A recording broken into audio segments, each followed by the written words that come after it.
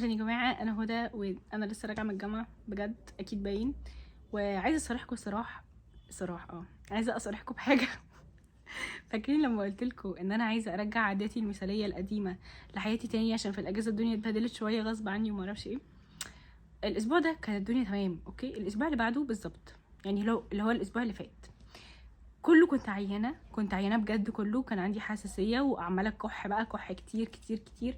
وبالنسبه للدكتور المفروض ان انا خفيت امبارح، يعني الدكتور قال لي 5 ايام هتكوني خفيتي، خلاص هو مضاد الحيوي 5 ايام، المفروض اكون خفيت امبارح، بس انا مش حاسه ان انا خفيت. المهم انا قلت لنفسي بقى ايه، وانا لسه هقعد بقى عيانه كده كتير؟ بجد يا جماعه بقى لي كتير جدا عيانه، حاسه ان انا فعلا تعبت.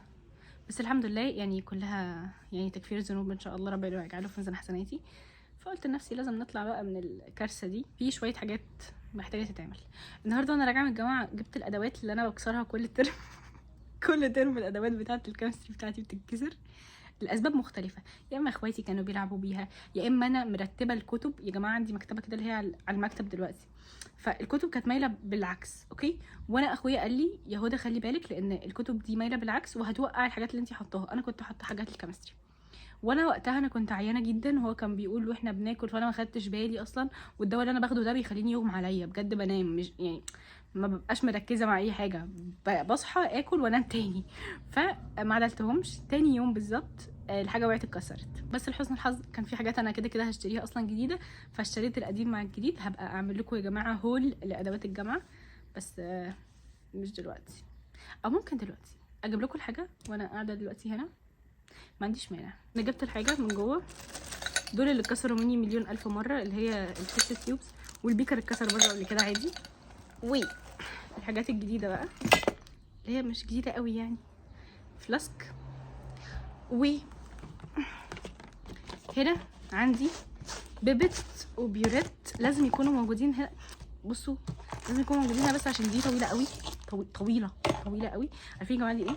دي اللي هي اسهل، دي اللي بنعمل بيها كده اهو، بتنقط نقط يعني. استخدمتها قبل كده بس مش في الكيمستري، في ماده تانية. البتاعه التانية دي، مضحكه قوي. علشان ايه بقى؟ عشان يا جماعه دي بنشفط بيها الحاجه اوكي، يعني كده بنشفط بنشفط بجد، انا ما بتريقش. في مواد بنشفطها ممكن يكون فيها ميه نار متخففه، تمام. فالدكتور في مره بتحكي لنا، فبتقول لنا ان في بنت بالمره شفطت وبلعت ميه النار، ما بلعتش جت في بقها يعني، وكان الوضع كارثي يعني. فمحدش يشرب ميه نار. بس هي دي الحاجات اللي انا جبتها للجامعه. بجد يا جماعه انا كان نفسي بجد الادوات اللي معايا يعني للجامعه تفضل معايا، واوريها بقى لاحفادي بقى وما اعرفش. بس انا كل ترم حاجتي بتتكسر بجد، فانا مش عارفه يعني هدي لاحفادي ايه. حاجات التشريح مثلا ممكن يتكسروا دول كمان، اظن بيصدوا ما اعرفش. المهم انا مش لاقيه غطا اللي انا فكيته، راح في الشنطه بجد بتاعتي دي بتستحمل حاجات كتير. يلا المهم، بس دي كانت الهول بتاعت الادوات بتاعت الجامعه. دلوقتي الساعه 4:30، فدلوقتي ميعاد اذكار المساء. عايزه يا جماعه القي عليكم اهميه تحصين النفس. بصوا يا جماعه، انا متعوده على طول ان انا اقول اذكار الصباح، تمام. ما كنتش بقول اذكار المساء ولا اذكار النوم بصراحه يعني. ف معرفش، من مده قرات عن اهميه تحصين النفس، وانه في حاجات كتير يعني حاجات كتير سيئه لازم نحصن نفسنا منها وكده. فبقيت بجد بقى عندي حافز كبيره قوي ان انا التزم باذكار المساء واذكار النوم، وكمان بقى عندي حافز اكبر ان انا التزم باذكار الصباح. فيا جماعه ابقوا اقراوا كده عن اهميه تحصين النفس بجد، يعني دي حاجه مهمه اوكي لينا يعني. ابقوا قولوا الاذكار اوكي. وبس كده يا جماعه، يعني ما اظنش ان انا هعمل حاجه تانية. انا هروح اغير هدومي وبعد كده اشوف بقى انا عندي ايه اعمله النهارده.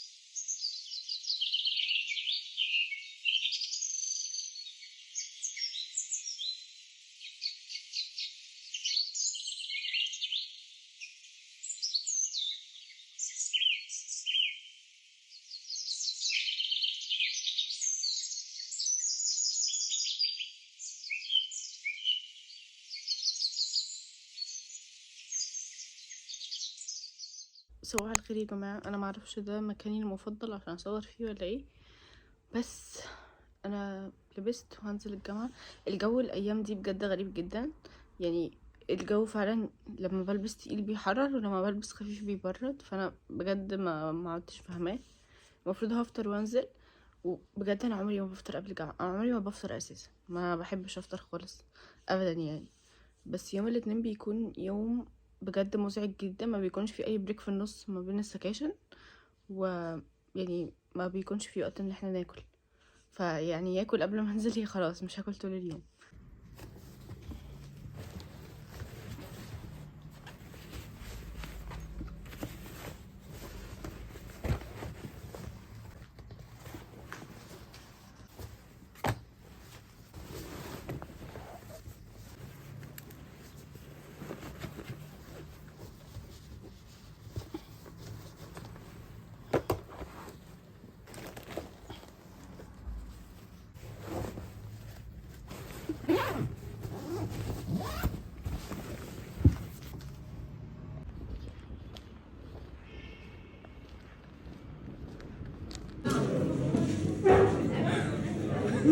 بقول لك ايه، خدت عليا قوي.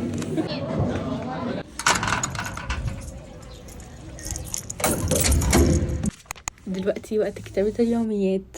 انا بحب كتابة اليوميات جدا زي ما انتم عارفين، بس اللي بحبه اكتر من كتابة اليوميات هي التدريبات اللي ليها علاقة بكتابة اليوميات. دلوقتي عملت تدريب اسمه دايرة التحكمات. التدريب ده احنا بنرسم فيه دايرة، جوه الدايرة بنكتب الحاجات اللي احنا نقدر نتحكم فيها، وبره الدايرة بنكتب الحاجات اللي احنا ما نقدرش نتحكم فيها. التدريب ده بجد يا جماعة جميل جدا، بحب اعمله كل فترة علشان افكر نفسي بالحاجات اللي انا اقدر اتحكم فيها والحاجات اللي ما اقدرش، لان ما اظنش ان انا لوحدي، بس احنا كتير، اظن احنا كتير كده، انه بنلوم نفسنا على حاجات احنا ما نقدرش نتحكم فيها. زي مثلا النتائج، انا مسؤولة عن مثلا وقتي ومذاكرتي، بس مش مسؤولة عن النتيجة اللي هحصل عليها في الاخر، لان دي حاجة ربنا كاتبها. يعني طبعا ممكن تتغير بالاجتهاد وكده، بس لما اكون انا جبت اخري، ما ينفعش الوم نفسي على حاجه زي النتيجه. ما ينفعش اربط نظرتي لنفسي بنظره الناس ليا، انه لو الناس شايفه ان انا كويسه يبقى انا هشوف نفسي ان انا كويسه، لان مفيش حد يعني بيتجمع على الناس ان هو كويس. في حاجات كتير زي كده، حاجات كتير ما نقدرش نتحكم فيها بس بنلوم نفسنا عليها، وبنحط لنفسنا المسؤوليه ان احنا نقدر نغيرها، بس احنا ما نقدرش نغيرها في الحقيقه. فعشان كده التدريب ده بيكون جميل، انه بيخلينا ندرك ونشوف قدام عينينا ايه الحاجات اللي انا فعلا اقدر اتحكم فيها، ايه الحاجات اللي انا اقدر اغيرها، وايه الحاجات اللي انا ما اقدرش اغيرها مهما حاولت. فبس كده، جربوه يا جماعه وقولوا لي رايكم. وبس. صباح الخير يا جماعه. امبارح عملت الخطه بتاعتي بتاعت رمضان، فقلت ما اشاركها معاكم دلوقتي، فهشاركها معاكم دلوقتي.